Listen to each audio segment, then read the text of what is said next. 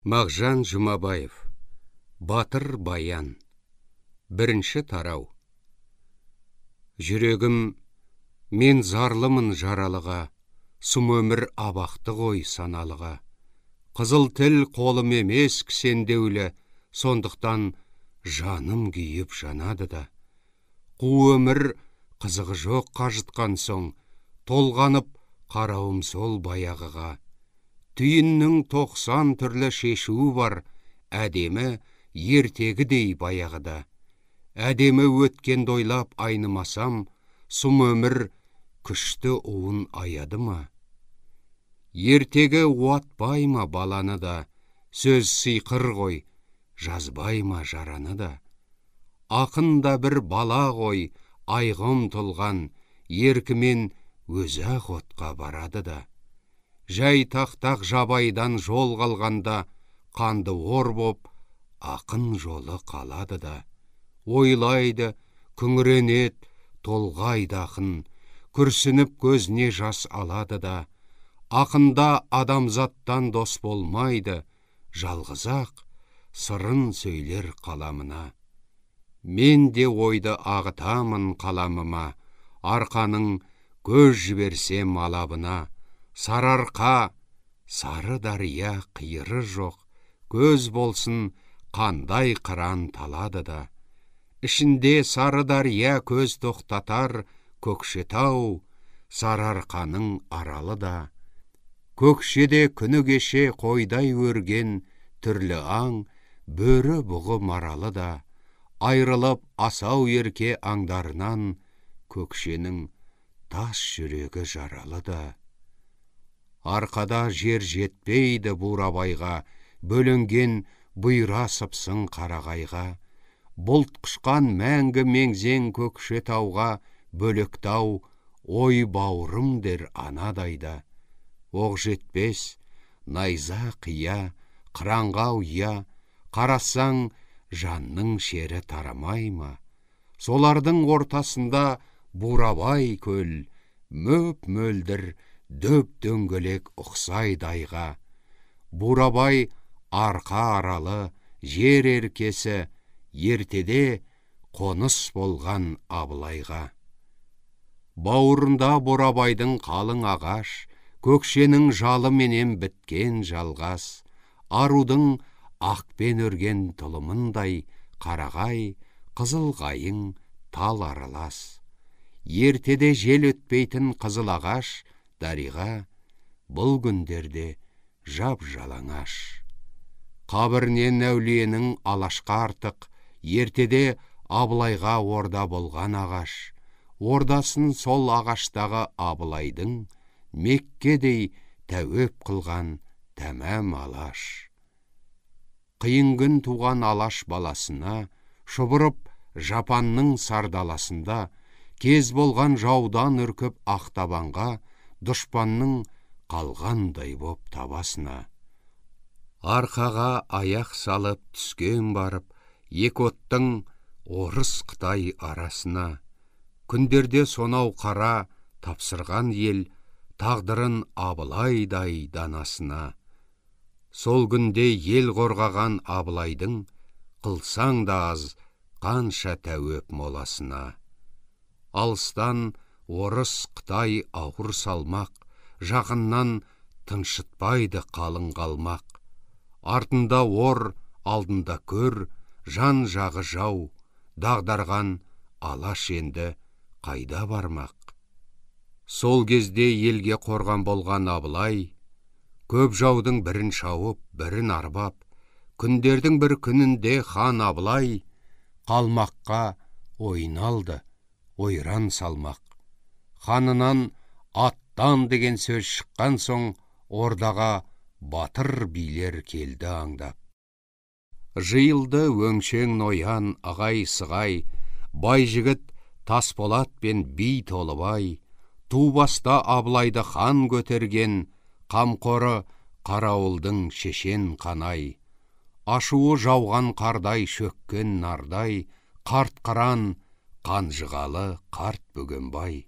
Бөкеңнің жас жолбарыс жеткіншегі, аузынан жалын шашқан жас жанатай, найзасын нажағайдай ойнататын жас барыс, бәсен тейін сарымалай. Балталы, екпінді оттан Оразымбет, сырғалы, шапшаң оқтан ер елшібек.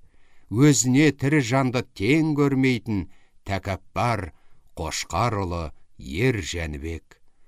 Қалданға ханмен бірге тұтқын болған жолдасы Абылайдың батыр Жәбек. Майданда от шашқандай оқ шашатын сырттаны бәсентейін ер Сырымбет. Осындай өңшен көкжал жиылыста күңіреніп жолбарыстай жау қайда деп. Әрі ақын, әрі батыр қарап жүр, айтатын өрлеп барып аспанға сыр. Бұқар мен тәті қара жырлағанда толқынды тұңғиық боп төгілер жыр. Осылай думан менен күндер өтіп, батырлар еріктенді жатқанға құр. Аттан деп әлі айтпаған Абылайға көкжалдар дей бастады, жүр енді жүр. Алайда Абылайдан сөз болмады, сондықтан бұғып бұқсып туды күбір. Жиналған өңшең бөрі Бурабайға, Алаштың кебесіндей ізгі жайға, батырлар бұғаудағы арыстандай, Абылай тұңғиық бір терең ойда. Бәрі де ел қорғаны, батыр билер, аттанбай тек жатудан таппай пайда, жүрелік жау басынар деген сөзбен салады Қанай биді Абылайға. Би Қанай бұғалай дей бастағанда, Абылай сұрайды одан, баян қайда? Қанайым, ойың удай, тілің шаян, амал не, келген жоқ қой батыр баян. Көп жаудың албастысы, ел еркесі, баянның батырлығы алашқаян. Баянның әруақты құратынан көп қалмақ болмаушы мед қорқақ қоян. Нар кескен, өрттей ескен қайтпас болат, баянсыз қанатымды қалай жаям. Би Қанай, аттанбайды хан Абылай, келмесе қанды балақ батыр баян. Деген соң, ойы теңіз хан Абылай аяңдап батырларға қайтты Қанай. Байлаулы бөрілерді аза қылмай, кестелеп, сөзбен сипап айтты Қанай. Күңдеу ме, көтеру ме, кім біліпті? Батырлар десті жалғыз, баян балай. Көкшенің бауырында өңшен көкжал, күңіреніп, күтіп жатты күндер талай. Жау десе жатпайтығым батыр баян, апырмай, келмеуінің мәні қалай. Жас баян жауды талай көрмеп беді, сорғалап сұңқардайын төмбеп беді. Майданда жолбарыстай жалғыз ойнап, сан қолға аш бөрідей кірмеп беді. Жебесі көбе бұзып жүрек түзбей, найзасын сірә шалғай сермеп беді. Бірін айт, бәрін айтта басқа батыр, баяндай алашым деп еңіреп беді. Бұл жолы кешігуі жай емес қой, тұлпарым кез болды ғой орға тегі. Арқада бір өзенді дер обаған, сол жерде аз ғана уақ қоныс қылған. Уақтың ертегінде өжет қайсар, ер көкше, ер қосайдай ері болған. Сол ері ертегінің, ер көкшенің нәсілінен қайтпас алмас баян туған. Баянның ер ағасы батыр сары, қос қыран тізе қосып жауын қуған. Айналып онайт, мұнайт, баяндайт, ер баян алашының бетін жуған. Ол күндер аз қазақ пен қалың қалмақ, қыран мен қара құстай алысқан шақ. Баласы Алталаштың Абылайдың астында ақ туының табысқан шақ. Қазақтың батырлары бәрі қыран, сонда да бір батыр жоқ баяндай тап. Жауының бір жорықта бір сұлуын ер баян алып қайтқан артына сап.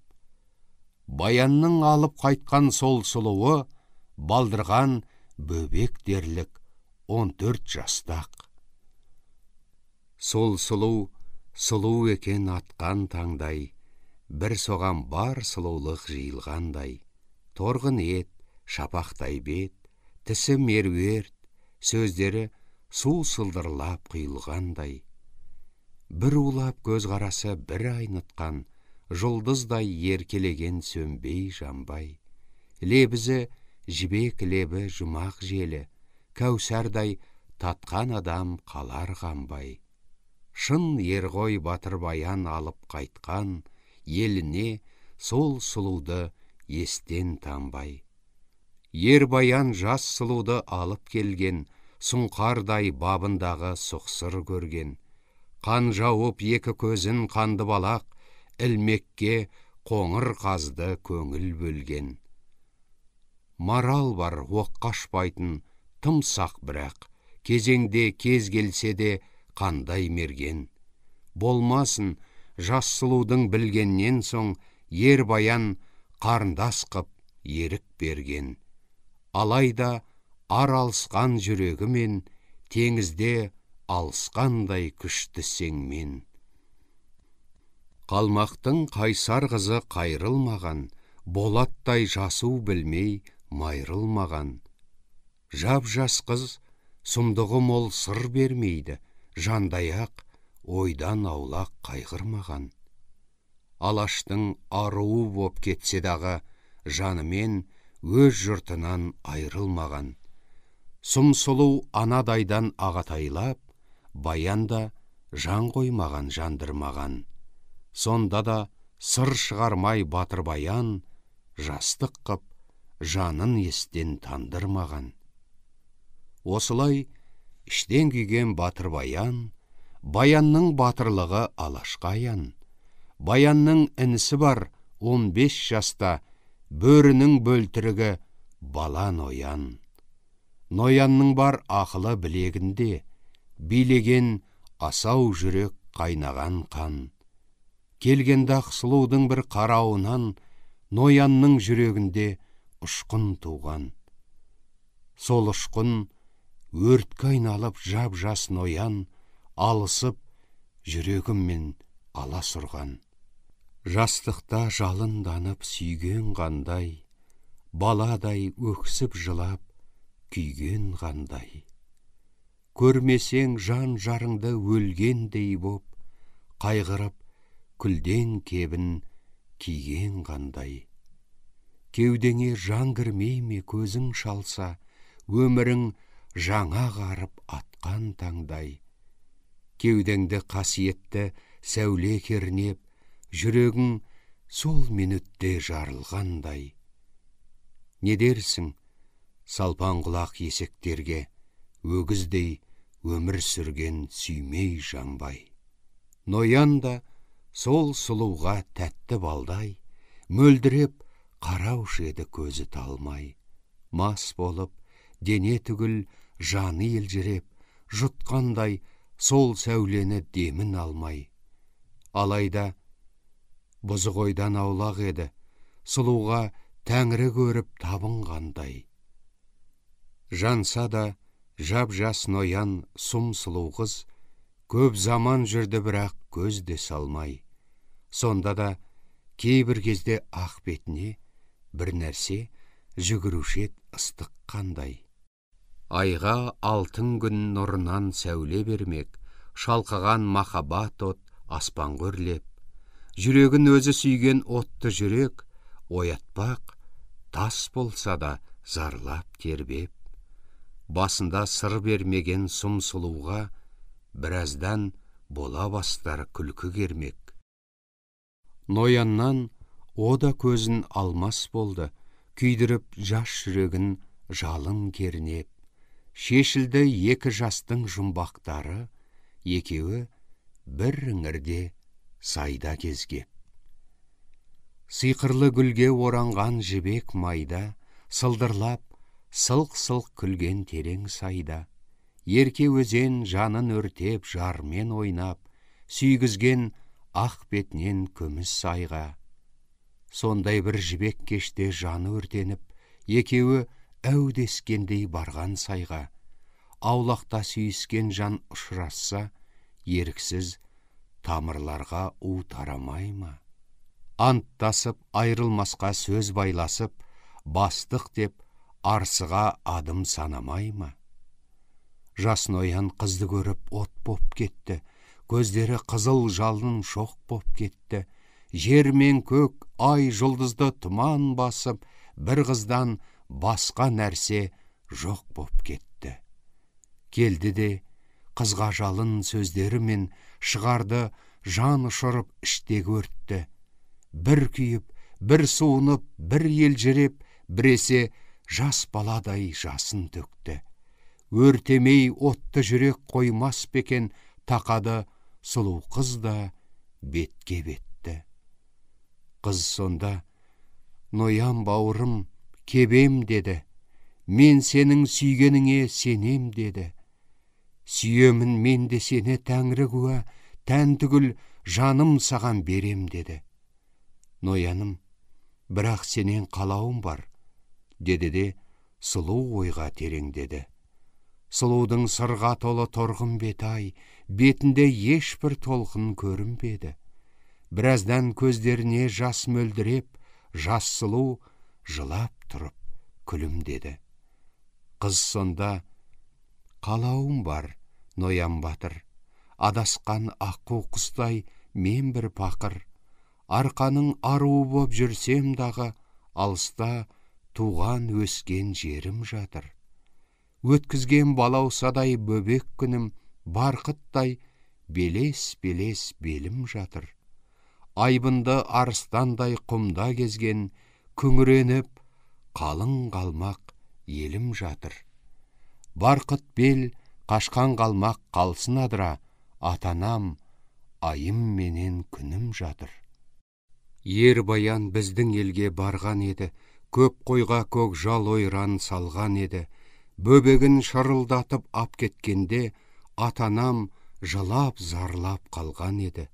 Сорланам көкірегін көкке сауып, қан жылап, менен бір ант алған еді. Ол анты, елдің шетін, анаң бетін, бір көрмей қозым ерге барма деді. Анама сөзім анау, өзім мынау, жас ноян жүгінемін ер деп сені. Көр болсақ көрді көрмей тәңір оңдайма, ер баян неге батқан терең ойға? Мен сорды көргеннен ақ сүйген баян, қосылсақ баянға ауыр дерт болмай ма? Биікке кетпей киік ойда ойнаса, ашулы арыстанға мерт болмай ма? Екеуміз сарыарқадан сапар қылсақ, қатерсіз қосылуымыз берік болмай ма? Қаны бір еледі ғой қазақ қалмақ, о да бір саған туған жұрт болмай ма? Деп сұлу сыбырлады сиқыр сөзін, толтырып меруерттей жасқа көзін. Шыдашы кәне күймей дегендей ақ, ноянға тақап тұрып жалын жүзін. Жас ноян жасқанына тұншыққан соң, ұмытпай тұрсын қалай өз-өзін. Жарайды, даярмын деп айтып салды, ойланып бір минутта қылмай төзім. Сол сайда уәделерім бекітісіп, екеуі аймаласты ыстық жүзін. Сол уақыт мезгіл екен дәл таң алды. Төзім қып албырт ноян күтпей таңды. Жүгіріп, жан ұшырып жаяу барып, жылқыдан екі жүйрік таңдап алды. Азырақ азық алып, қару жарақ, жүйрікке әсем абзал тұрман салды.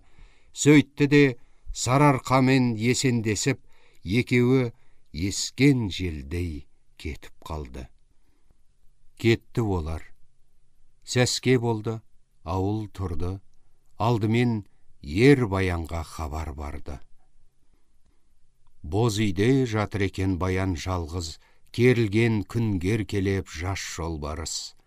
Ауылдың ақсақалы сөзді келген деп бастап, Баян айым бір масқарас, өткен түн болып қапты деп шұбыртып, жаудырды екі жасқа нәлет қарғыс.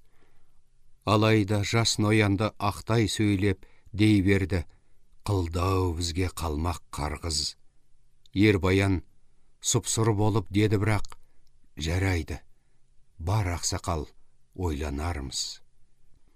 Боз үйде жалғыз қалып баян енді, жаралы жолбарыстай күңіренді. Қорғасын миын ойын төмен басып, ақылға алғыр құстай ашу төнді.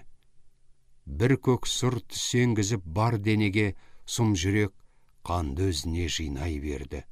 Ақыры ашу ерді билеп кетіп, жалп етіп сөнген шамдай ақыл өлді. Өлді ақыл. Атып тұрып батыр баян боз үйден оқ жыландай шыға келді. Ер баян сол кеткеннен кете барды, мініп ап белдеудегі көк тұлпарды. Дулыға қалқан, көбе қалған ұмыт, белінде жалғыз-ақ бір садақ барды.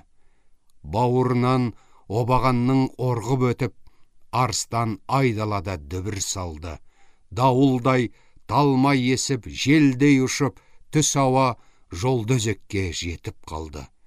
Кермейік жолдөзектің даласында алыстан екі қараны көзі шалды. Атығай қоныс салған жолдөзекке, құнарсыз ашшы татыр сорлы өзекке. Жолдөзек, жолсыз өзек, құтсыз отсыз, алдымен жауда салған қолды өзекке. Айрылып байлығынан көп соққы жеп, көз жасы Атығайдың толды өзекке.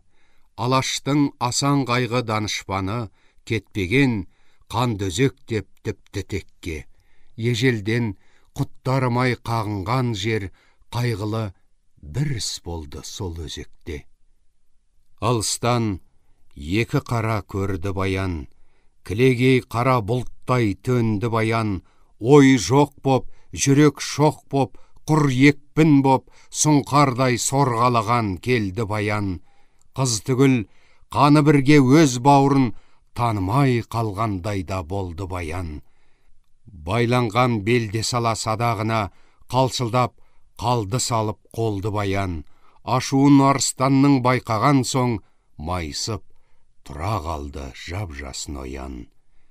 Жас ноян жүйрігінің мойнын бұрды, жас ноян ер баянға қарсы жүрді. Жақындап келіп қалып ағасына түсінен шошыды да тоқтап тұрды. Жапанда аға іні, баян ноян, алып кел көз алдыңа ай мен күнді. Дұрысы, күміс күлген күндізбенен түнерген қара бұлттай қара түнді. Алайда ерке бұлан ноян ұлан ашулы ағасына қарап күлді. Бір күлді балдырғандай ноян бала, ашылған шешек жарып гүлдей жаңа. Еріксіз сотқарлығын кешіретін, еркелеп, ерке ұландай күліп қана. Көрсе де дауыл гүлді басылмады, ер баян арыстандай жаны жара. Қалшылдап, көзі қан боп қолын алмай, байланған садағынан белде сала. Жас ноян жан көке деп сөз қатқанша, сұлу да жетіп келіп, баян аға дегенше қалды тартып батыр баян, баянның батырлығы алашқаян. Оқ тиіп жүрегінен құлап түсті, атынан бүктетіліп бөбек ноян. Жын шуы басқандай боп естімеді, жан көке аға деген сөзді баян. Садағын сол секундта тартты тағы, бір ашып, бір жұмбайда көзді баян. Үстіне інісінің денесінің түсірді, тағы шырып қызды баян. Екі жас аттарынан ұшып түсті. Түскенде бірін-бірі құшып түсті. Жүректен атып ыршып шыққан қанмен жалғызақ ақ десті де жаным десті. Қомағай қара топырақ бүлкіл қағып, асығып екі жастың қанын ішті. Күлдей қу, тұнжыраған түндей болып, жия алмай құр теңселіп ақыл есті, тұрды да біраздан соң батыр баян атынан есі ауғандай құлап түсті. Бір талай талғандай боп жансыз жатып, тұңғиық көмескі көп ойға батып, ер баян есін жиып екі жасқа, бір қарап қара тастай қалды қатып. Сол кезде сары далада күңгірт тартты, еңкейіп бара жатты күн де батып, құшақтап ақ селеуді жылады жел, өзінің қасірет жырын қоңырлатып. Құшақтап екі жасты күңірендер, көзінен ыстық жасты сорғалатып. Қайғыдан жарылғандай қайран жүрек, ух деп үзілгендей есіл өзек, қасіреті қара түндей ер баянның алдында бүлдіргендей екі бөбек. Аузынан уыз шыққан екі жасты ер баян сүйді құшып кезек-кезек. Жапанда жапа жалғыз еңіреттерді әлгіде ойды улаған ашу кезеп. Ашудан бұғып қалған қорқақ ақыл күбірлей бастады енді, мұның не деп. Зарланып күңіренді батыр баян, мезгілде күңгірт тартқан кешке таман. Кең ақыл, отты қайрат сырттаным деп, ер едім еркелеткен алаш тамам. Сындырдым аз ғана уақ елім белін, елімнен кетіп елді қайдан табам. Жейтұғын өз күшігін болдым бөрі, ісімді мынау ағат немен жабам. Қарабет болдым алаш баласына, ер дерменді мені Абылайданам. Жорыққа қуғалмаққа жүрдім неге, тобына көк бөрдей кірдім неге. Тәтті бал балаусатал жас сұлуды, көр болғыр екі көзім көрдің неге. Садақтан жүрегінен тартып кетпей, жыландай бауырыма сап келдім неге. Әйелдей басалмайтын жүрек жынын есалаң жүрек керік бердім неге. Буынып сол боз үйден шықпай өлмей, атылып оқ жыландай тұрдым неге. Ойламай белді бекем будым неге, қозымды қас дұшпандай қудым неге. Майсып ноян қалқам еркем арқам, қасқиып қарсы алдымда тұрдым неге. Бауырыма тас жүрегім жібімеді-ау, бір ата бір анадан тудым неге. Салдырап шіріп қалғыр саусақтарым, қанымен өз қозымның жудым неге. Күнәсіз екі жасты өлтіргенше, өлмедім, ішіп уын удың неге. Сұлуай, қалмай маған ердің неге. Жыландай бауырыма кірдің неге. Қадалды оқ кірпігің жүрегіме, жүрегім тілім тілдің неге. Жұлдыздай аспанда алыс жымыңдаған, алыстан ағатайлап күлдің неге. Секіріп суда ойнаған шабағымды сұм сұлу қармағыңа ілдің неге. Тірлікте бетіңнен бір сүйе алмадым, тіл тартып ерке тотым өлдің неге.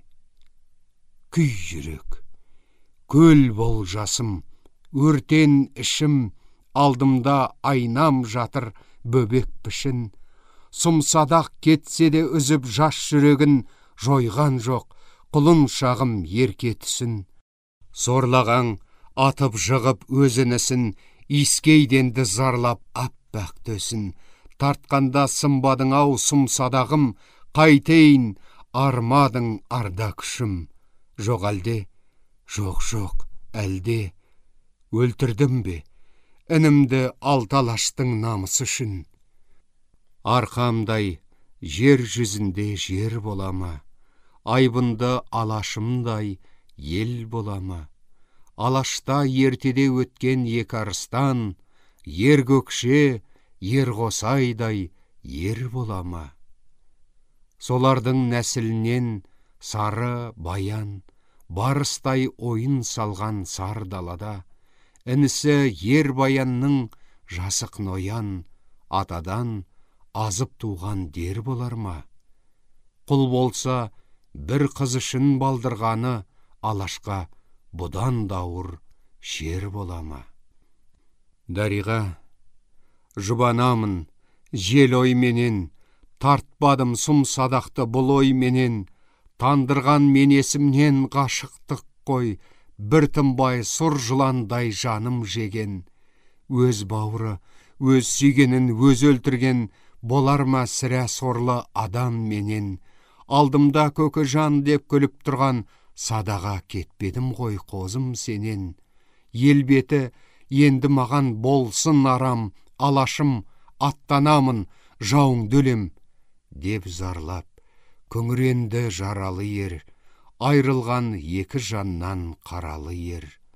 Зарланып көзінен қан тамшылатты, тұңғиық жанды жеген қап-қара шер.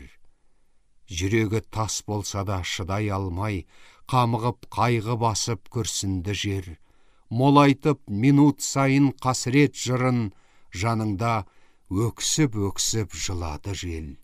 Бозарып бел артынан таң атқанда, соққыдан сенделгендей тұрады ер.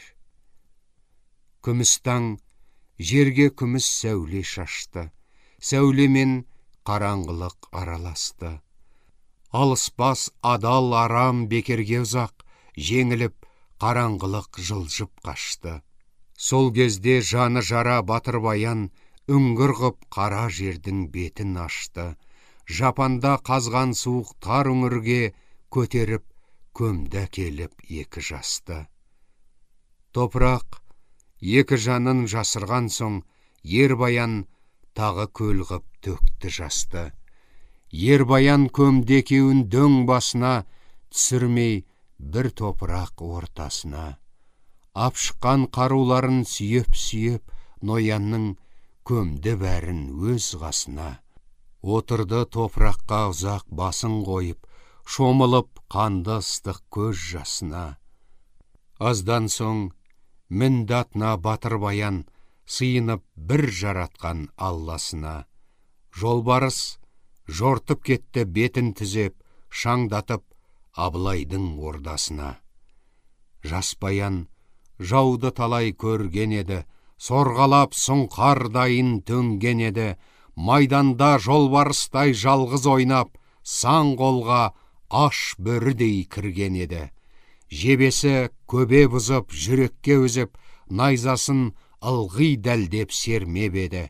Бірін айт, бәрін айтта батыр баян, туғаннан алашым деп еңіреп еді. Көкжалдың осы жолы кешіккені, осындай тұлпар орға кез кебеді.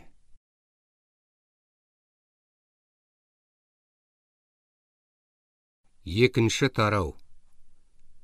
Өткен күн таң тамаша ертегі ғой, ерлері ертегінің өртеді ғой. Айрылып от екпінді ерлерінен, алаштың жанында ауыр дерт еді ғой.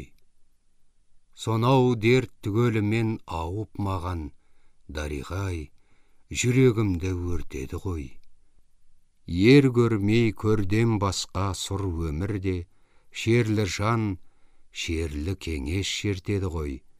Жадырап жаным, шерім тарқар еді, кеңесім тыңдаушыға салалса ой.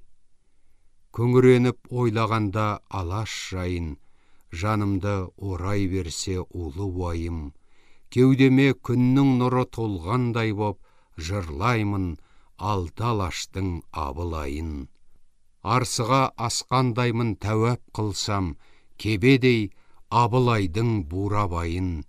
Күңіренген жырым менен мен разымын, алаштың жоқтай білсем баян айын.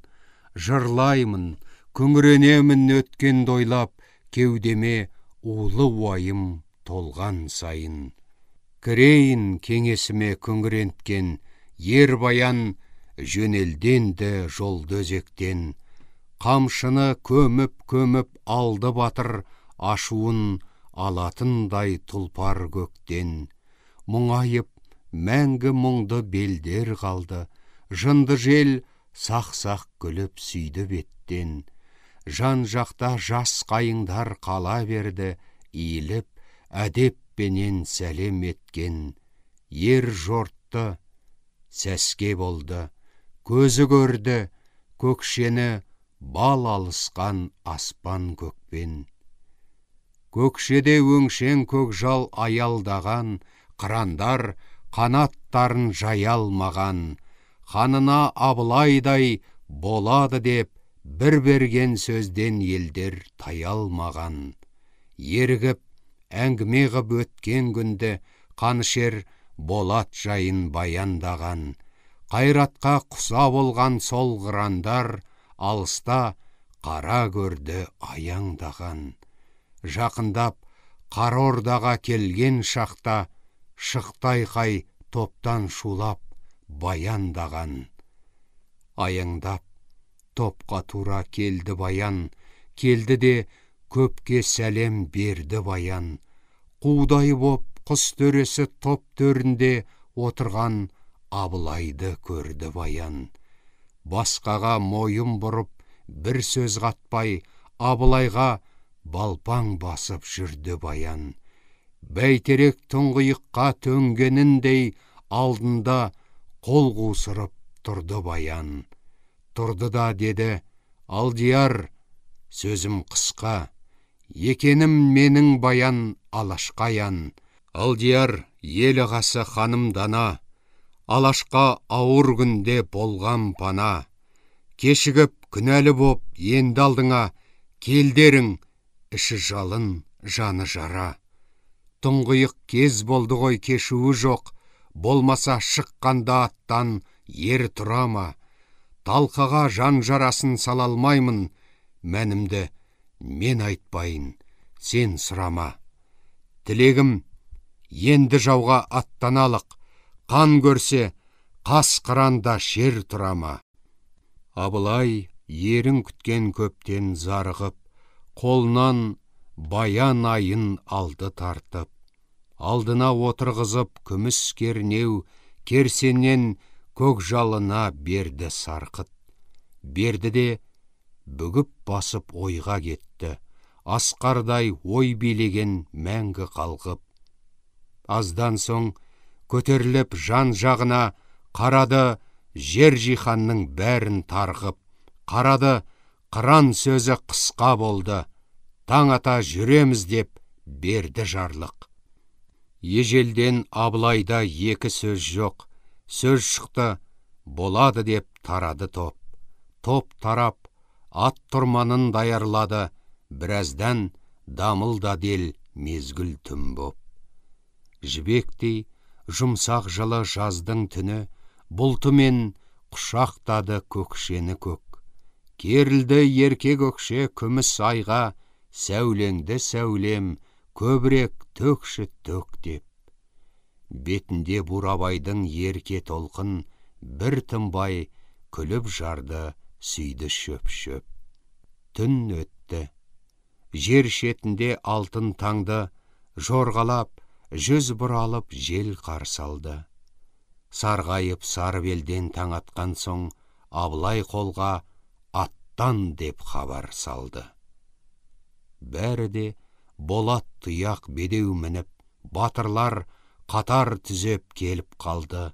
Жөңкіліп күзгі күнгі көшкен бұлттай, қап-қара ортасы ой боп қол қозғалды. Асырып ертегіше айтқан жанға, қаранар қайыспайтын жер шайқалды. Жөңкіліп көшкен бұлттай барады қол, кейде қол түнерген тау қайғысы мол. Кей кезде тентек толқын екпінімен шу қойып шабуылдап алады қол. Шаңы бұлт, бұлты шаңға айналған соң, атаған ерлер жолын деп шаңды жол. Тартты қол, қалды өрлер, қалды белдер, бастаған Бұғыбай басшы қол көрмес шөл. Бірнеше тәулік бойы тынбай тартып, қол енді жүрді бойлап бір айдың гүл. Балқаш қой, бұл айдыны сылдыр қаққан, Балқаштың бетін мәңгі меруерт жапқан. Қаратал, аягөз бен екі көзі, еркесі іле өзені ұзын аққан. Басы егіз еркеленің, кеңес текес, Тәңірінің тентек текес дәмін татқан. Бойында сол іленің қалың қалмақ, абайлап, Абылайды күтіп жатқан. Қайда деп қазақ бұрын желіккен жау, көрген соң көп қазақты ойға батқан. Қазақтың қалың қолы ерлер кілең, батырды көп қалмақты ойға терең. Қазақтан қулықпенен құтылмаққа кеңесті қос қонтайшы ұса серен. Жіберді, кеңесті де жеті қалмақ, сөздері Абылайдан бар да тілен. Ағаттық бізде болды, кешсін Абылай, ақ отау, айдаған мал бәрін берем. Тағы да ер басына бір арумен қаранар, айыбымыз қалы кілем. Жетелші осы сөзбен келген ханға, қаратып өз жауабын ертең таңға.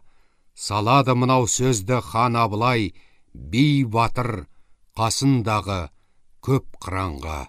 Салса да алдыменен өз айтады, түспеспіз, тірі болсақ алдағанға. Күнертең не бергенін жолдан алып, қалғанын алсақ қолдан арғы таңда. Ерлерім, ойым осы, деді Абылай. Бұл ойды теріс дейтін адам бар ма?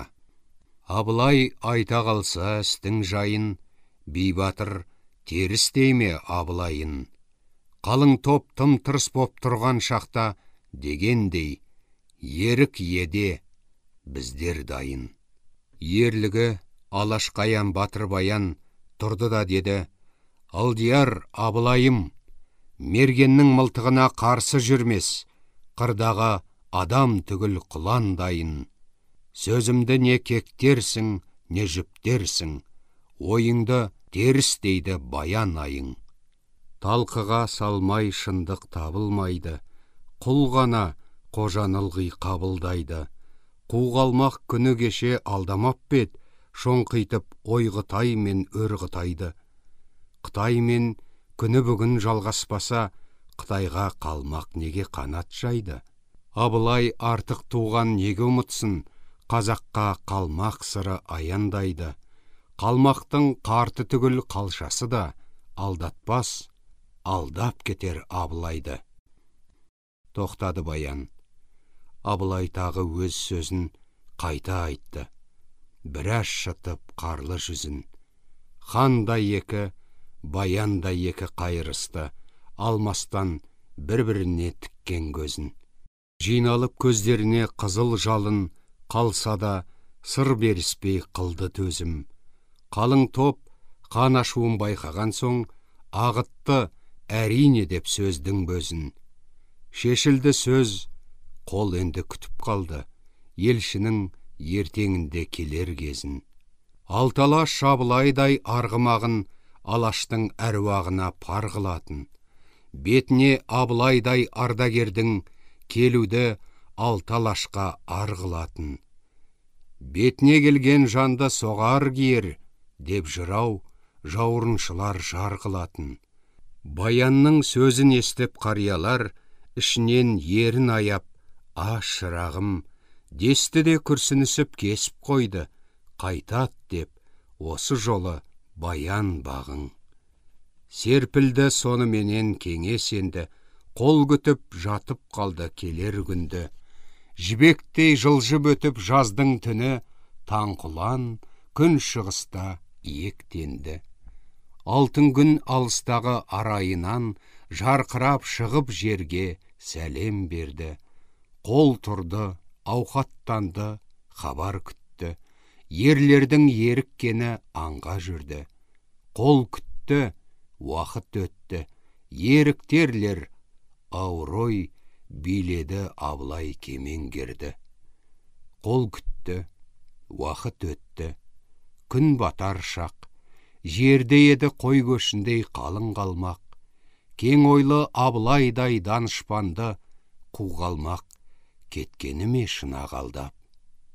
Күн кірді арайына, шапақ батты. Қапқара толқындарға толды жан-жақ. Қол тұнған бір толқынсыз тұңғиықтай, мүшкіл боп Абылайға бір сөз салмақ. Іңірдің соңын ала хан Абылай, серпіліп ерлеріне қылды жарлық. Ерлерін жиып Абылай, ел ағасы сұрайды, мынау істің не шарасы? Қырандар әрбері толқысқан соң, қанайы қарауылдың топтың басы саңқылдап, суырылып сөйлей берді.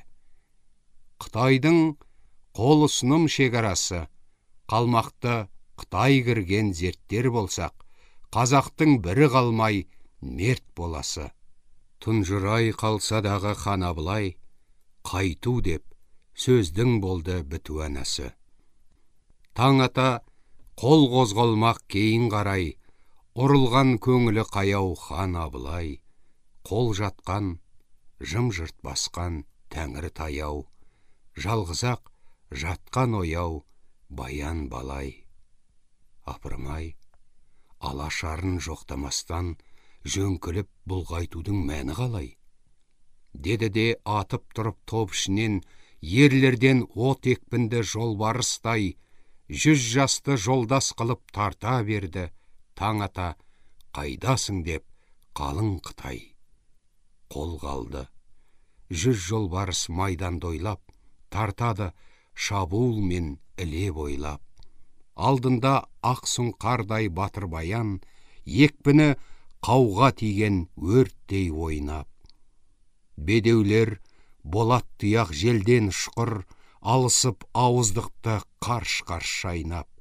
Сәскеде сағымменен көрді баян, көп қалмақ іле бойын жатқан жайлап.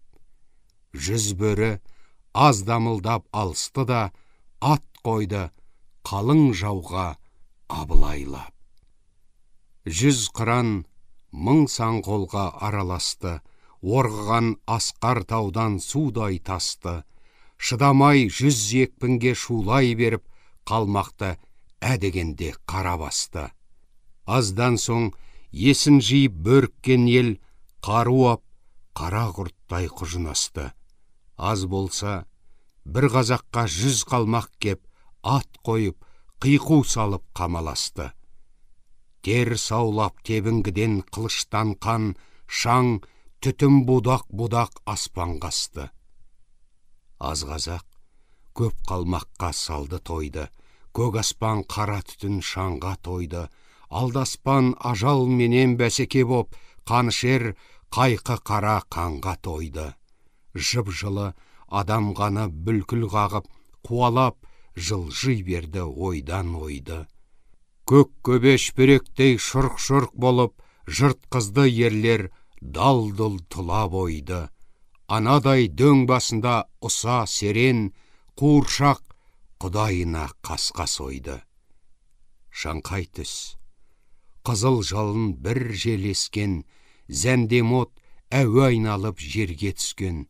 От түбі тоқтап қалған жылжымайды, аспанда жоқ бір жапырақ бұлт та көшкен. Сол кезде қара бұлттай қалың қалмақ, қажытты 100 қыранды жаннан кешкен. Қазақтың көбін аттан түсірген соң, қалмақтың қуаныш пен қиқу өскен. Сол кезде қалың топтың ортасында шықты шу, мұнда баян, баян дескен. Қалың қол ортасында батыр баян, баянның батырлығы алашқаян. Екі көз, екі қызыл шоқ боп кеткен, аузынан көбік болып бұрқырап қан. Оң солға алдаспанды сілтегенде, бұлақтай қалмақ қанын бұрқыратқан. Жанында жалғыз жолдас жас Жанатай, қансырап зорға ғана кірпік қаққан. Түзеліп отыруға халі қалмай, қисайып бара жатты құлап аттан. Жолдас дер, ердің ерақ қан майданда, жан беріп жолдасы үшін алдаспанға, еңкейіп сүйемек боп батыр баян жолдасы Жанатайға айналғанда, бір қалмақ еңгезердей көк найзамен білмеген сірә тою қызыл қанға, қапыда қайран ердің сүбесіне бойлатып сұғып тұрып бұлғағанда, ер баян Жанатайды алдына алып, қыларың қатын қалмақ тағы барма, деді де, суырып ап жау найзасын, алаштың әруағы деп қайдасың? Жыландай жарқ еткізіп алдаспанды, түсірді топ еткізіп қалмақ басын. Бұлақтай аспан қатып қан шапшыған, жараға тығып тұрып бармақ басын.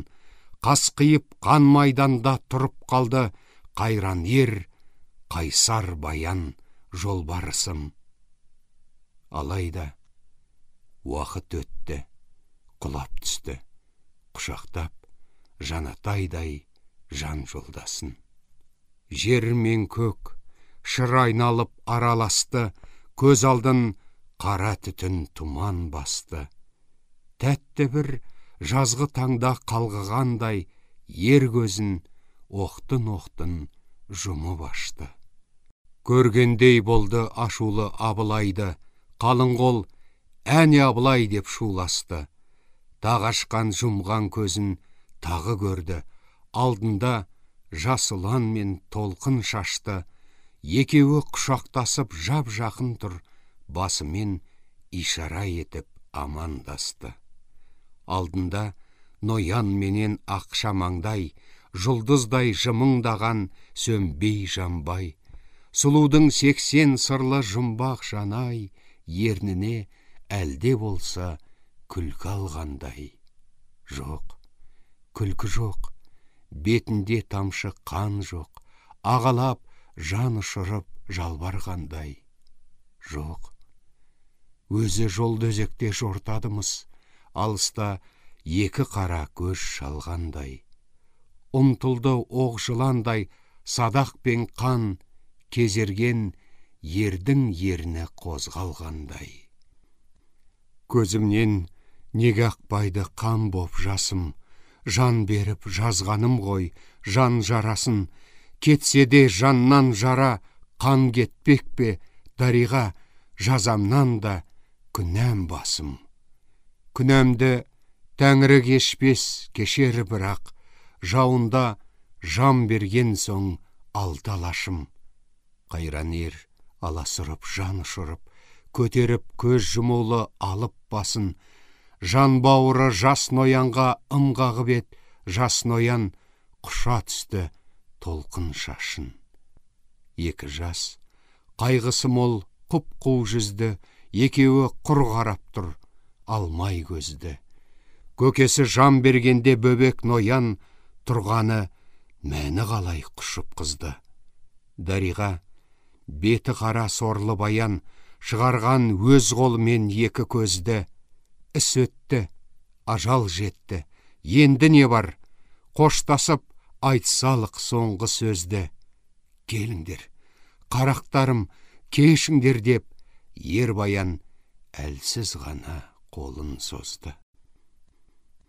Көз алды, енді мәңгі тұман болды, жабырлап жан жағына қалмақ толды.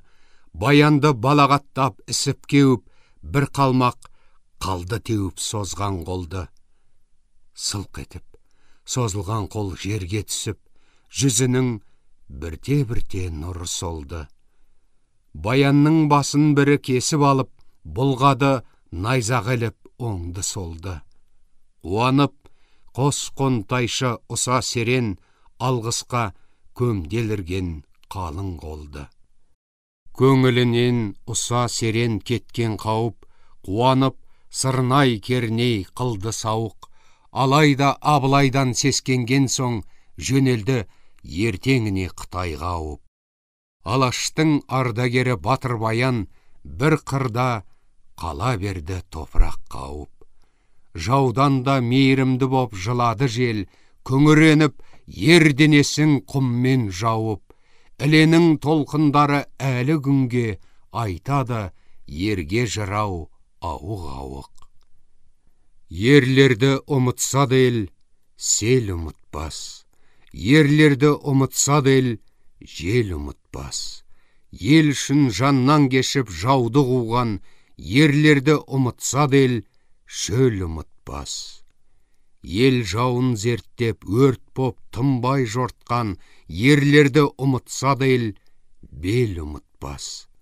Ел үшін төккен ерлер қанын жұтқан, ерлерді ұмытса да ел, жер ұмытпас. Арқаның селі, желі, шөлі, белі ерлерді ұмытпаса, елді ұмытпас.